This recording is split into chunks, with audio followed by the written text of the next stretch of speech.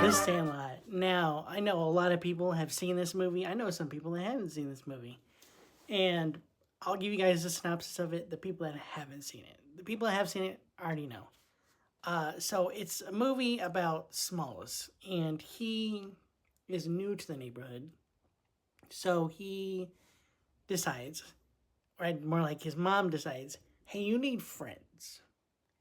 So I want you to hang out with these guys over here in the Sandlot, and they play baseball. He's not good at baseball. He doesn't know how to play baseball. He doesn't know how to throw. There's the meme of "You're killing me, Smalls" that comes from this movie. If your mother said it to you, so did mine. And the whole movie steams around a baseball because they lose a ball over the fence, and Smalls is like, "Oh, I'll go get it. There's no reason to fear going to go get it over the fence." And they chase him down. They're like, "No, you shouldn't." He's like, "Why?" And they're like, "A long time ago, there was this giant dog. It's over exaggerated. The dog isn't that big, but they make him seem like he's 30 feet tall." And they're like, "This giant dog killed a bunch of people, ate them, and now they built that fence for that dog." And I'm like, even as a kid, I was like, "That's a little small fence for a giant dog." But whatever. It's a funny movie. It's a 9 out of 10 movie overall. Great movie. I love the reveal of James Earl Jones at the end. But the premise stems around they lose the ball behind the fence, and he's like, "Oh, I got a ball." And he doesn't know baseball. So he grabs his dad's Babe Ruth baseball. He doesn't know how valuable it is. He thought it was signed by a girl. And as soon as they hit it over the wall, he's like, "Oh no." And they're like, "What?" And he's like, "That was my dad's ball. I gotta go get it." And they're like, "Why do you gotta go get it?" And he goes, "Because it was signed by someone named Baby Ruth." And they're like, "What? We were playing with a ball signed by Babe Ruth?" And so he's like, "Yeah, what's wrong with that?" And they were like, "Oh my God, you're such an idiot."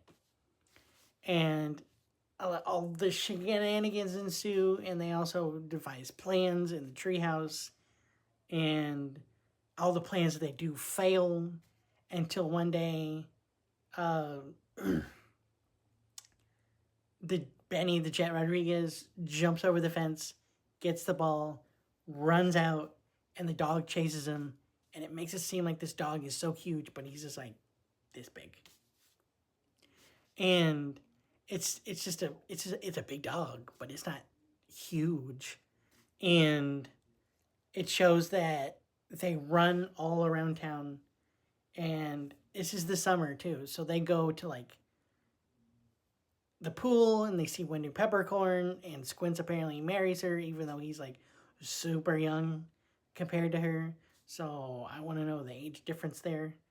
They go to Ferris wheels, they puke and everything else. But back to what was going on is they're running all around town, and the dog almost gets Benny, but he's so fast.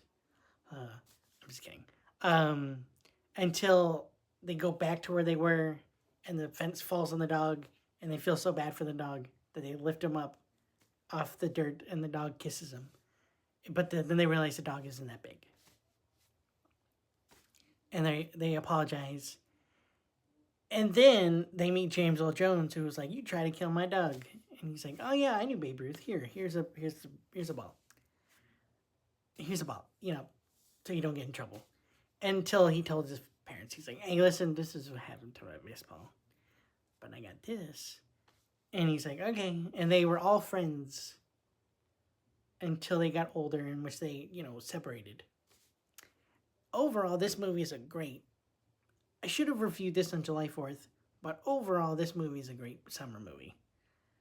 This movie is a movie that defined a lot of people's childhoods, and it defined a lot of early 2000s childhood, 90s childhoods, defined mine. If you like this movie, your kids will definitely like this movie. But, as always, like and subscribe and join the crew.